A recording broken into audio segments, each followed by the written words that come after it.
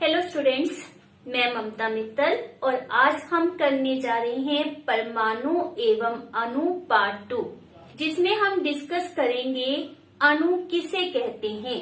अणु इंग्लिश में जिसे मॉलिक्यूल कहते हैं, तो उसके बारे में डिस्कशन करेंगे। As well as chemical formula किस प्रकार से लिखा जाता है, उसको आज के इस लेक्चर में समझाया जाएगा। तो स्टार्ट करते हैं हमारे फर्स्ट टॉपिक से। जैसा कि बेटा आपने पिछले लेक्चर में किया था कि लेट इस चौक में कैल्शियम प्रेजेंट है, मीन्स कैल्शियम के परमाणु प्रेजेंट है और उसको हमने विद दिस सर्कल्स प्रेजेंट किया था। तो ये कण इस तरह से कैल्शियम के अंदर प्रेजेंट है, मीन्स परमाणु हम मान रहे हैं कि चौक के इनसाइड कैल्शियम के परमाणु प्रेजेंट है। जैसा कि मैंने दिखाया, परमाणु एक दूसरे के क्लोज प्रेजेंट हैं। जब वो एक दूसरे के क्लोज प्रेजेंट होंगे तो क्या होगा, उनमें आपस में आकर्षण बल डिवेल्प हो जाएगा।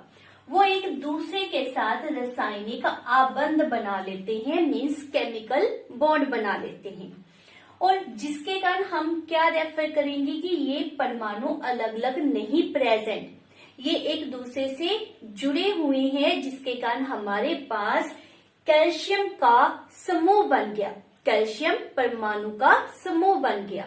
इन कैल्शियम परमाणु के समूह को हम नाम क्या देते हैं, अणु। अब यह समूह 2 कार्बन कैल्शियम परमाणु का भी हो सकता है और 2 से अधिक कैल्शियम परमाणु का भी हो सकता है। मीन्स अणु में 2 या 2 से अधिक परमाणु आपस में रासायनिक बंध के द्वारा जुड़े होते हैं। तो अणु की परिभाषा क्या होती है, यह 2 या 2 से अधिक परमाणुओं का समूह होता है जो रासायनिक बंध के द्वारा एक दूसरे से जुड़े होते हैं। तो अणु जो है वह किसी तत्व या किसी यौगिक का सूक्ष्मतम कण है, मीन्स ये तत्व में भी प्रेजेंट होते हैं एज वेल एज यौगिक में भी प्रेजेंट होते हैं, और हम कहते हैं कि यह किसी भी तत्व या यौगिक का सूक्ष्मतम कण होते हैं। इनका स्पेशल फीचर क्या है, या यू कैन से परमाणु से किस तरह से डिफरेंट है। हमने परमाणु को तत्व का सूक्ष्मतम कण कहा था, अब हम अणु को तत्व का सूक्ष्मतम कण कह रहे हैं।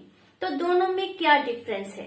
नॉर्मली हमारे पास मेंशन क्या करते हैं कि जो परमाणु होता है वह स्वतंत्र रूप से अस्तित्व में हो भी सकता है और नहीं भी, लेकिन जो अणु होते हैं वे सदैव स्वतंत्र रूप में पाए जाते हैं। For example, let's suppose hydrogen का जो परमाणु है यह कभी भी स्वतंत्र रूप से नहीं पाया जाता। हाइड्रोजन से ऑलवेज जुड़ा हुआ पाया जाता है। तो जब हाइड्रोजन के साथ कंबाइन करता है तो हमारे पास क्या बनता है, अणु।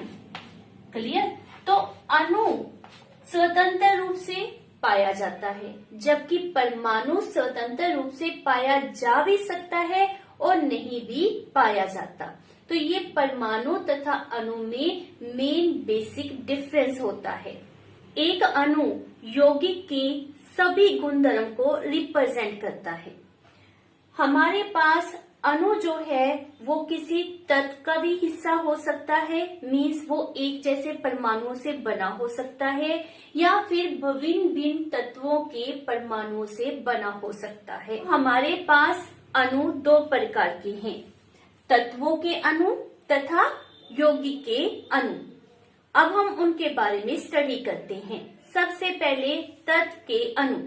तो जो तत्व के अणु होते हैं, ऑब्वियस है तत्व में एक ही प्रकार के परमाणु होते हैं, इसलिए तत्व के अणु में सदैव एक ही प्रकार के परमाणु होते हैं। लेकिन परमाणुओं की जो संख्या है वह एलिमेंट टू एलिमेंट डिफरेंट होती है। फॉर एग्जाम्पल, हमारे पास है noble gases like helium, neon, argon, krypton, xenon, radon, ये हमारे पास क्या है, नोबल गैसेस। अब नोबल गैसेस क्यों कहती हैं? क्योंकि यह किसी से रिएक्ट नहीं करती हैं, इसीलिए इनमें जो अणु होते हैं वह सदैव एक ही परमाणु से बने होते हैं। मतलब अगर हम बात करते हैं हीलियम अणु की, तो उसमें हीलियम का सिर्फ एक ही परमाणु प्रेजेंट होता है। क्लियर? उसमें हीलियम के कितने परमाणु होते हैं? सिर्फ एक। यदि हम बात करते हैं रिएक्टिव एलिमेंट की, लाइक हमने ऑक्सीजन लिया है, तो ऑक्सीजन जो है उसमें दो ऑक्सीजन के परमाणु आपस में जुड़े होते हैं, तो वहां पर हमारे पास एक अणु के अंदर दो परमाणु प्रेजेंट होते हैं। इसी प्रकार से नाइट्रोजन, उसमें भी हमारे पास दो परमाणु आपस में जुड़े होते हैं। हाइड्रोजन आल्सो पोसेस टू परमाणु, उसके एक अणु या कैसे मॉलिक्यूल में दो परमाणु होते हैं। ओजोन नॉर्मली आपने सुना है, जो हमें पराबैंगनी किरणों से बचाती है। ओजोन भी ऑक्सीजन से ही बनी है, लेकिन उसमें ऑक्सीजन के 3 अणु होते हैं, इसीलिए हम उसे O3 का नाम देते हैं। एक अणु में प्रेजेंट परमाणुओं की संख्या को उसकी परमाणुकता कहा जाता है। तो अणु की परमाणुकता से क्या भाव होता है? एक अणु में प्रेजेंट परमाणुओं की कुल संख्या।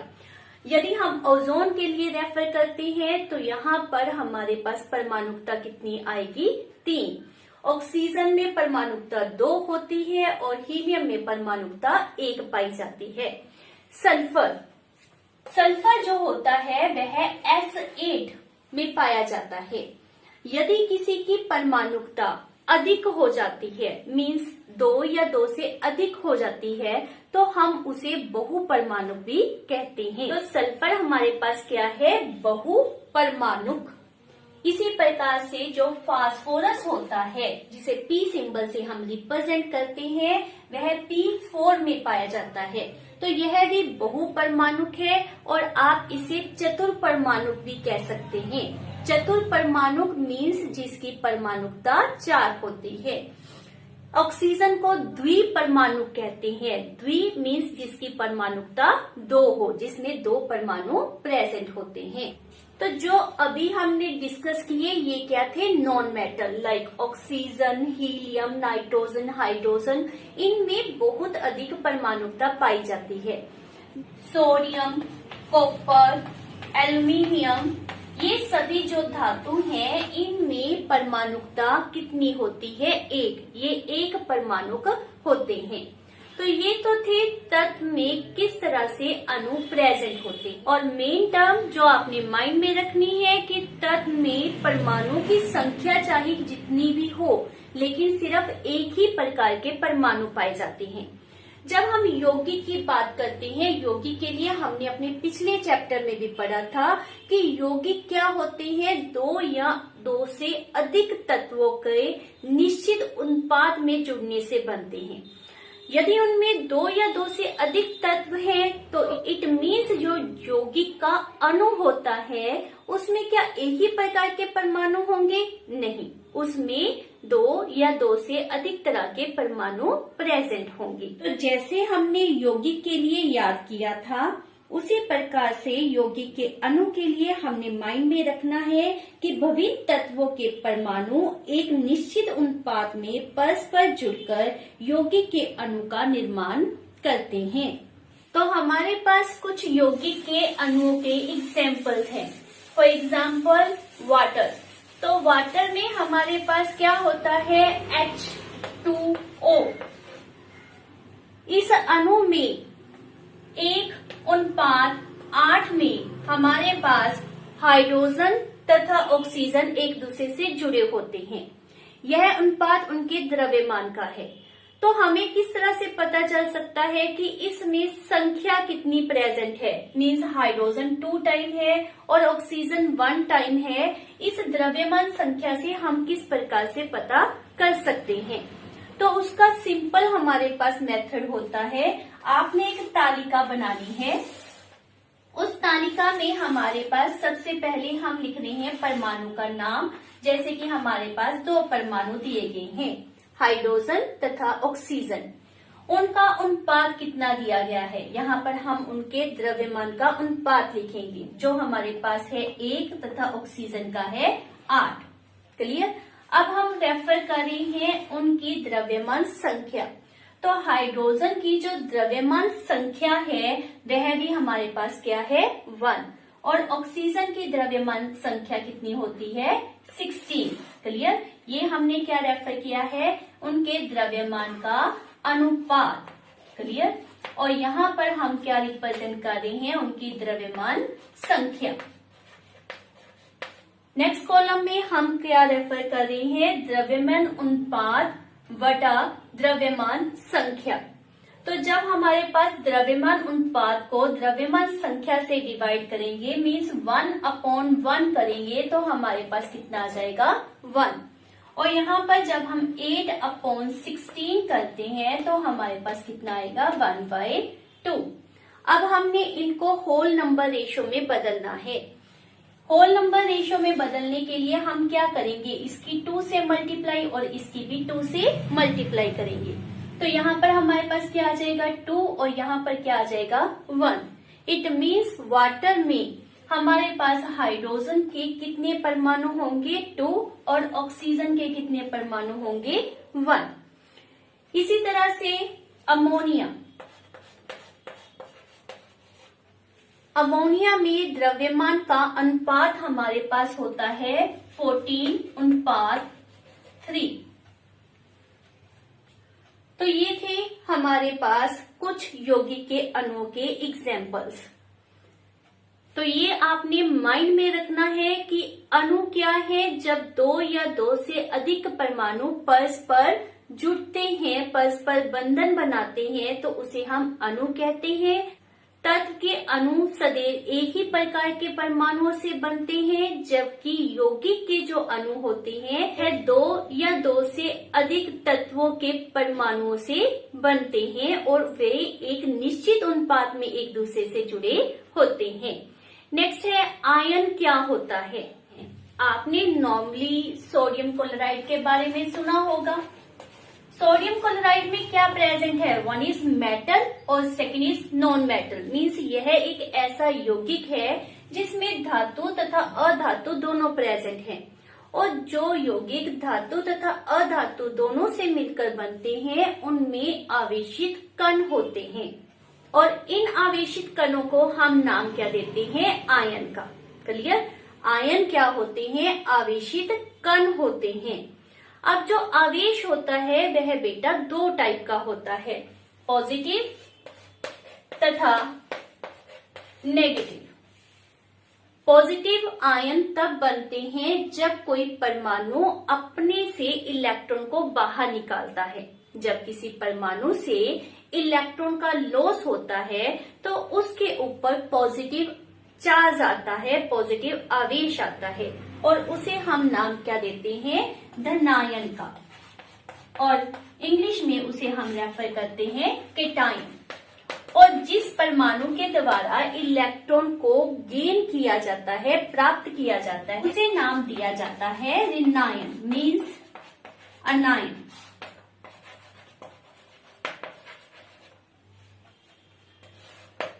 तो पॉजिटिव चार्ज केटायन के लिए और नेगेटिव चार्ज अनायन के लिए हम शब्द यूज करते हैं।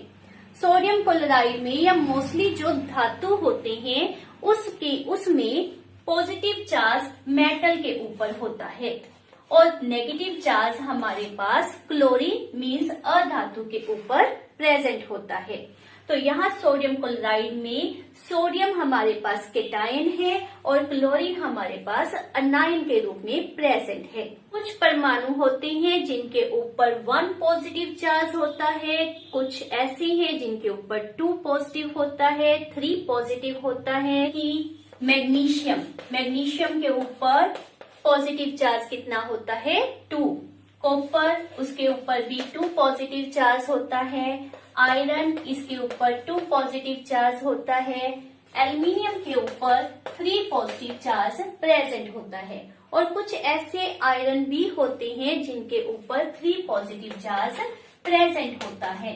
इन्हें हम आयरन 2 रोमन लैंग्वेज में ब्रैकेट में 2 से रिप्रेजेंट करते हैं और इसे रेफर किया जाता है आयरन 3। तो इनके ऊपर प्रेजेंट पॉजिटिव चार्ज को रिप्रेजेंट करने के लिए हम रोमन लैंग्वेज को ब्रैकेट में रिप्रेजेंट करते हैं। इसे आयरन 2 रेफर किया जाएगा और इसे आयरन 3 से रिप्रेजेंट किया जाता है। उसी प्रकार से जो नेगेटिवली चार्ज होते हैं, अधातु होते हैं, अनायंस होते हैं, उनके ऊपर भी -1, -2, -3 कोई भी चार्ज आ सकता है। फॉर एग्जाम्पल ऑक्सीजन के ऊपर नॉर्मली 2 नेगेटिव चार्ज प्रेजेंट होता है। इसी प्रकार से नाइट्राइड में नाइट्रोजन के ऊपर 3 नेगेटिव चार्ज प्रेजेंट होता है।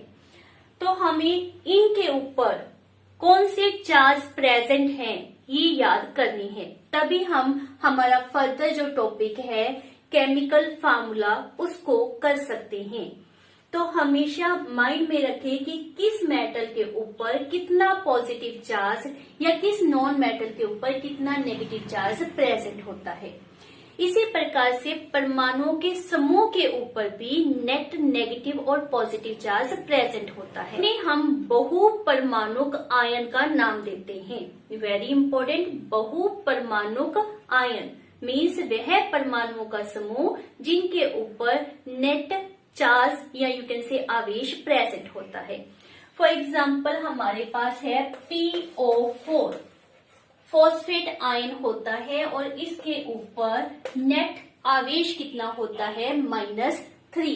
फेट के ऊपर नेट चार्ज प्रेजेंट होता है -2। इसको हम सल्फेट आयन कहते हैं। और एक हमारे पास होता है सल्फाइड आयन, उसके ऊपर भी हमारे पास -2 चार्ज प्रेजेंट होता है। माइंड में रखें SO4 है तो ये सल्फेट कहा जाता है, अगर SO3 है तो इसको सल्फाइड के नाम से जाना जाता है। कार्बोनेट CO3 इसके ऊपर 2 नेगेटिव चार्ज प्रेजेंट होता है। हाइड्रोक्साइड उसके ऊपर -1 चार्ज प्रेजेंट होता है। तो ये कुछ एग्जाम्पल है हमारे पास बहुपरमाणुक आयन की। हमारी एनसीईआरटी की बुक में एक प्रॉपर टेबल दिया हुआ है जैसा कि आपको दिखाया गया है। इसको अच्छी तरह से आपने लर्न करना है कि कौन से एटम के ऊपर या फिर कौन से मॉलिक्यूल के ऊपर कितना चार्ज प्रेजेंट होता है। दी गई तालिका के द्वारा न केवल हमें उनके ऊपर प्रेजेंट आवेश का पता चलता है एज वेल एज हमें उनकी वैलेंसी या कह लो संयोजकता का भी पता चलता है। संयोजकता का मतलब होता है कि दिया गया एक परमाणु कितने परमाणुओं के साथ आबंध बना सकता है। फॉर एग्जाम्पल यदि हम रेफर करें कि हाइड्रोजन के ऊपर +1 है या फिर -1 रिप्रेजेंट किया गया है। हाइड्रोजन +1 और -1 दोनों ही तरह से पाया जाता है। मीन्स इसकी जो वैलेंसी है वह क्या है 1, वेदर पॉजिटिव और नेगेटिव। तो इट मीन्स क्या है कि यह एक आबंध बनाएगा, इसका सिर्फ एक ही बॉन्ड होगा। यदि हम मैग्नीशियम के ऊपर शो कर रहे हैं +2 तो इट मीन्स क्या है कि मैग्नीशियम 2 बॉन्ड बना सकता है। ऑक्सीजन के ऊपर हमने रिप्रेजेंट किया है -2 मीन्स ऑक्सीजन भी 2 बॉन्ड बनाएगा। नाइट्रोजन के ऊपर हम रिप्रेजेंट कर रहे हैं -3 मीन्स यह 3 बॉन्ड बना सकता है। इसे हम इसकी संयोजकता कहते हैं। तो संयोजकता का मीनिंग क्या होता है, दिए गए तत्व का परमाणु कितने अन्य परमाणुओं के साथ बॉन्डिंग कर सकता है। और इसी संयोजन शक्ति की अगर हमें नॉलेज है तभी हम मेंशन कर सकते हैं केमिकल फार्मूला। तो केमिकल फार्मूला क्या होता है? रासायनिक सूत्र या केमिकल फार्मूला का मीनिंग होता है किसी भी यौगिक को सरलतम रूप में उसके प्रतीकों मीन्स सिंबल्स के द्वारा लिखना। जैसे मान लेते हैं मैंने रेफर करना है कार्बन डाइऑक्साइड, तो मुझे इस प्रकार से कार्बन डाइऑक्साइड मेंशन करना होगा, जो कि मेरे लिए इतना लेंथी लिखना थोड़ा सा टफ है। और यदि मैं इनके सिंबल्स को यूज करती हूँ, लेट कार्बन के लिए C, डाई के लिए 2, ऑक्साइड के लिए ऑक्सीजन, तो ये हमने सिंबल्स की हेल्प के द्वारा कार्बन डाइऑक्साइड को बहुत ही सरल रूप में मेंशन किया है। तो दिस इज व्हाट रासायनिक सूत्र, केमिकल फार्मूला। तो केमिकल फार्मूला क्या होता है? किसी भी यौगिक को उसके प्रतीकों के द्वारा लिखना। इसको लिखने के लिए हमें मेन 2 चीजें चाहिए। एक, किसी भी परमाणु के लिए कौन सा सिंबल यूज किया जाता है, और दूसरी उनकी संयोजकता क्या है, मीन्स कार्बन कितने ऑक्सीजन से बॉन्ड बना सकता है या फिर ऑक्सीजन कितने कार्बन से बॉन्डिंग कर सकता है। तो किसी भी यौगिक का रासायनिक सूत्र लिखने के लिए हमें उसमें प्रेजेंट परमाणुओं के प्रतीक तथा उनकी संयोजकता की नॉलेज होनी कंपल्सरी है, तभी हम उनके रासायनिक सूत्र को मेंशन कर सकते हैं। तो इसको समझने के लिए हमारे पास बहुत ही सिंपल सी एग्जांपल है। आप सबने ऑक्टोपस को देखा होगा। ऑक्टोपस की कितनी भुजाएं होती हैं? 8 भुजाएं। और ह्यूमन बीइंग की कितनी भुजाएं होती हैं? 2। तो यदि हम चेक करें कि एक ऑक्टोपस की भुजा के द्वारा मनुष्य की एक भुजा को पकड़ा जाता है, तो एक ऑक्टोपस कितने मनुष्य को पकड़ सकता है? ऑब्वियस है, अगर हम रेफर कर रहे हैं कि ऑक्टोपस की 1, 2, 3, 4, 5, 6, 7, 8 भुजाएं हैं, तो ये 2 मनुष्य के लिए, ये अलग मनुष्य के लिए, ये नेक्स्ट और ये नेक्स्ट। तो हमारे पास एक ऑक्टोपस, जिसको मैं O से रिप्रेजेंट कर रही हूँ, 4 human being means H human being को पकड़ सकते हैं। तो यह हमारे पास इनकी केमिकल बॉन्डिंग के द्वारा बना हुआ केमिकल फार्मूला है। तो इस केमिकल फार्मूले में जो हमने यह पदांक रेफर किया है 4, वो क्या रिप्रेजेंट करता है कि एक ऑक्टोपस 4 ह्यूमन बीइंग के साथ बॉन्डिंग कर सकता है, उनको पकड़ सकता है। और यही केस होता है हमारे केमिकल फार्मूला में।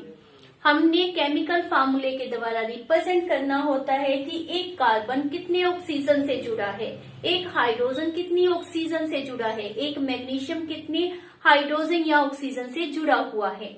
तो अब इनको किस तरह से लिखना है, उसके कुछ नियम होते हैं। अब हम उनको स्टडी करते हैं।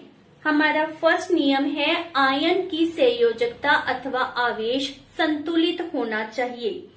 तो हम जब भी कोई केमिकल फार्मूला लिखेंगे तो उसके ऊपर ना तो हम कोई नेट पॉजिटिव चार्ज रेफर करेंगे और ना ही नेट नेगेटिव चार्ज। मीन्स यदि आपके पास जितना इसके ऊपर पॉजिटिव चार्ज है वो इस नेगेटिव चार्ज के द्वारा बैलेंस होना चाहिए। तो यह केमिकल फार्मूला बनाते समय हमने ध्यान देना है। सेकंड पॉइंट, जब एक यौगिक किसी धातु एवं अधातु के संयोग से निर्मित होता है तब धातु के नाम अथवा उसके प्रतीक को रासायनिक सूत्र में पहले लिखते हैं तथा उन्हें बाईं तरफ लिखा जाता है, जबकि जो अधातु होते हैं उन्हें हम दाईं तरफ लिखते हैं। फॉर एग्जाम्पल, यदि हमने रेफर करना है कैल्शियम ऑक्साइड, तो कैल्शियम पहले लिखा जाएगा, ऑक्साइड बाद में लिखा जाएगा। तो इसका नाम जो कैल्शियम ऑक्साइड है उसमें हमने क्या मेंशन किया है कि जो मेटल है, धातु है, उसको हमने पहले लिखा है, बाईं तरफ लिखा है, और जो अधातु होती है उसको हम दाईं तरफ मेंशन करते हैं। यह तब रूल फॉलो होता है जब दिए गए यौगिक में आपके पास एक धातु दी गई है और एक अधातु दी गई है। जैसे कोई भी अन्य आप एग्जाम्पल ले सकते हैं, लाइक सोडियम क्लोराइड। तो सोडियम मेटल को पहले लिखा जाएगा और क्लोराइड को आपने बाद में मेंशन करना है। तो ये हमारा सेकंड रूल है। थर्ड रूल इज बहुपरमाणुक आयनों द्वारा निर्मित यौगिकों में आयनों की संख्या दर्शाने के लिए आयन को कोष्ठ में लिखकर आयनों की संख्या कोष्ठक के बाहर लिखते हैं। तो यदि हमारे पास बहुपरमाणुक आयन है, फॉर एग्जाम्पल हम लेते हैं MgOH और यहाँ पर आपके पास दिया गया है कि OH 2 टाइम है, तो इसमें हमने क्या करना है, इस बहुपरमाणुक आयन को हमने ब्रैकेट में, कोष्ठक में मेंशन करना है और इसकी संख्या को कोष्ठक के बाहर रिप्रेजेंट करेंगे। तो यह मैग्नीशियम हाइड्रोक्साइड इस प्रकार से लिखा जाएगा। और यदि हमारे पास बहुपरमाणुक आयन की संख्या 1 है तो कोष्ठक के बाहर 1 लिखने की आवश्यकता नहीं होती है। For example NaOH। अब OH सोडियम हाइड्रोक्साइड यह हमने मेंशन किया है।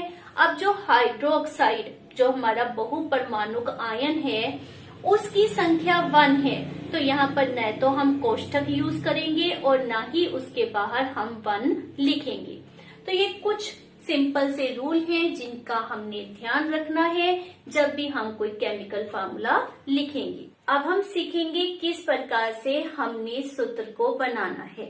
तो उसके लिए हमने इस तालिका को अच्छी तरह से समझना है और यूज करना है, क्योंकि इसी से हमें संयोजकता का पता चलता है। तो फर्स्ट ऑफ ऑल, जैसे कि मैंने आपको रेफर कर दिया, हाइड्रोजन क्लोराइड, इसके केमिकल फार्मूले को मेंशन करना है।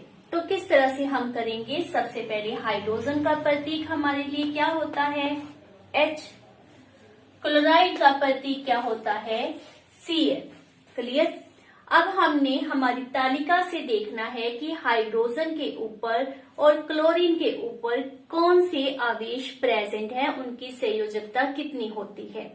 तो तालिका में हमारे पास क्या दिया गया है कि हाइड्रोजन की संयोजकता भी 1 होती है और क्लोरीन की भी 1 होती है।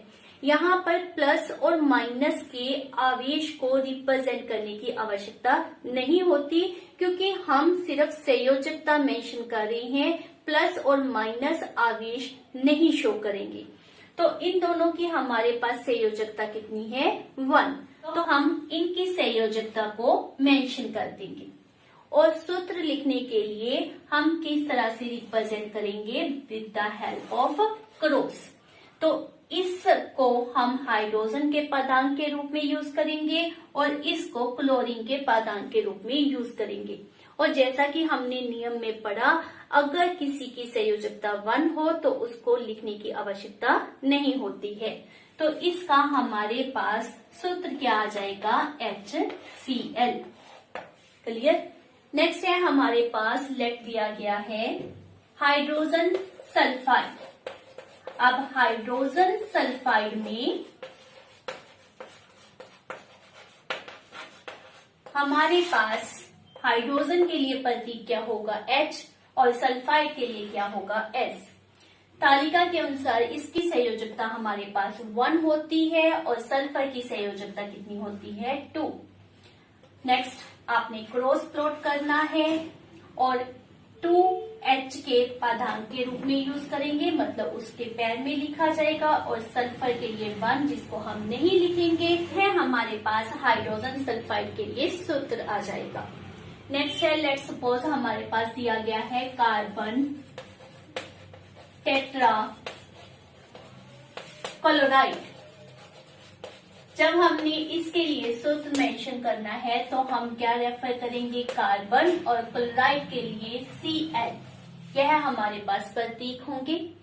कार्बन के लिए संयोजकता 4 होती है और क्लोरीन के लिए संयोजकता 1 होती है। अब हमने इसको क्रॉस से रिप्रेजेंट करना है, तो कार्बन के पैर में 1 लिखना है, जो कि हम नहीं लिखेंगे, कोई लिखने की आवश्यकता नहीं है, और क्लोरीन के पैर में रेफर किया जाएगा 4।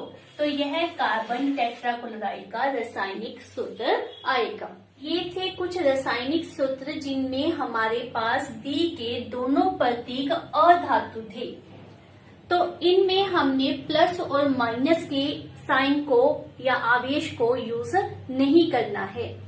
जब हमारे पास एक धातु और एक अधातु के द्वारा यौगिक तैयार होता है तो हमने हमारे सेकंड रूल को फॉलो करना है। और सेकंड रूल हमारे पास क्या कहता था कि ओवरऑल नेट चार्ज जो होगा वो 0 होना चाहिए। मीन्स आपका जो मॉलिक्यूल तैयार होगा वह उदासीन होना चाहिए, वह न्यूट्रल होना चाहिए। जितना पॉजिटिव चार्ज है that should be equal to that of negative charge. For example हमने मेंशन करना है मैग्नीशियम क्लोराइड को। तो मैग्नीशियम क्लोराइड में हमारे पास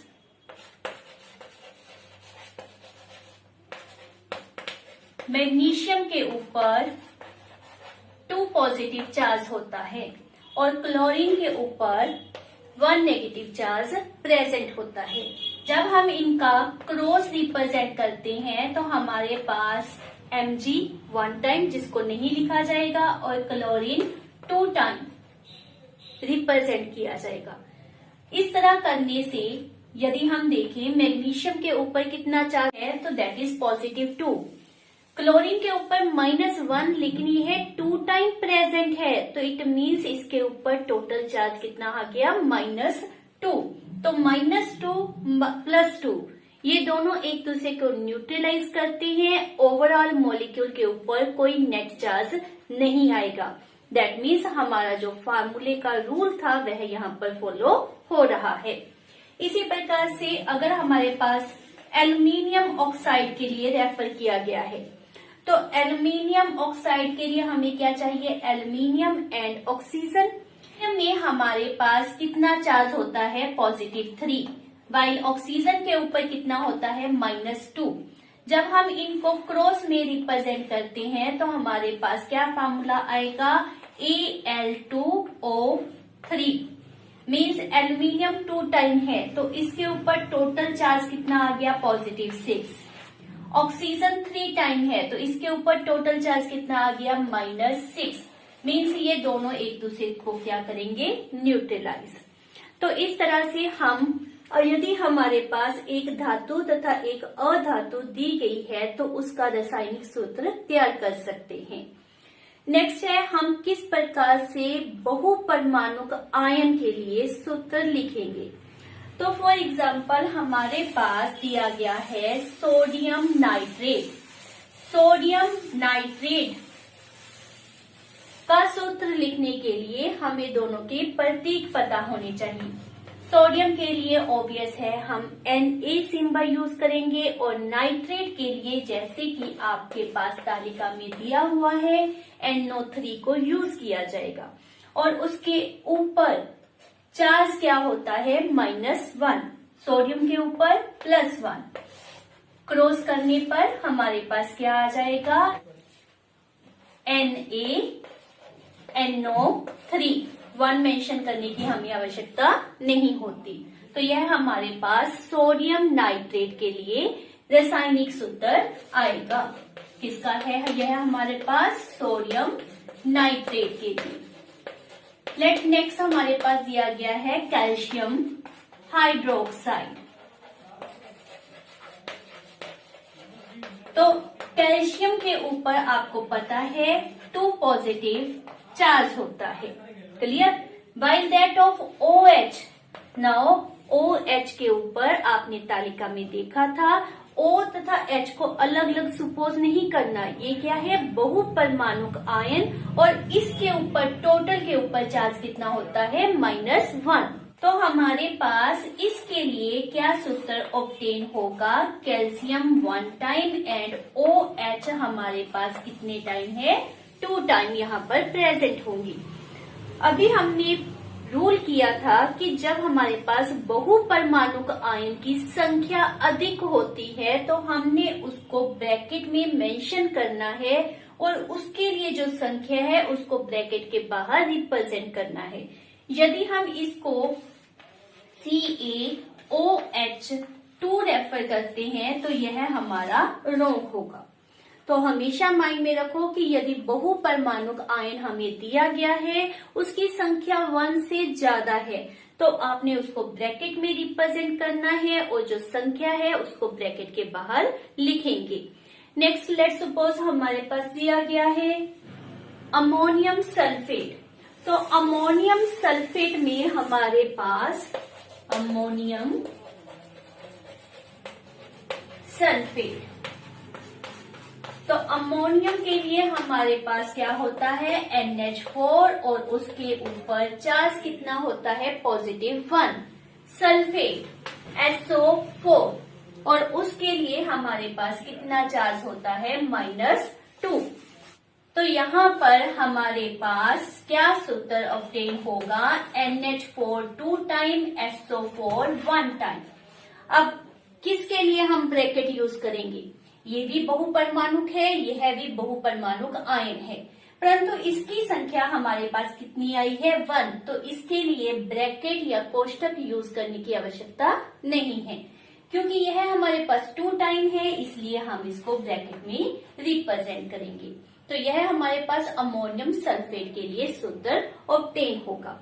तो इस पास एनसीईआरटी में बहुत से इससे रिलेटेड क्वेश्चंस हैं, जैसा कि आपको रिप्रेजेंट किया गया है। इनको अच्छी तरह से अटेम्प्ट करना है, इनके सूत्र लिखकर देखने हैं और तालिका को अच्छी तरह से लर्न करना है। तो आज हमने क्या क्या सीखा है कि हमारे पास मॉलिक्यूल की क्या परिभाषा होती है, आयन किसे कहते हैं, एंड वेरी इंपॉर्टेंट कि रासायनिक सूत्र को कैसे लिखा जाता है। उसकी हमने अ नंबर ऑफ एग्जांपल्स यहाँ पर स्टडी की है। रिमेनिंग आपने प्रैक्टिस जरूर करके देखनी है। Thank you for watching my video.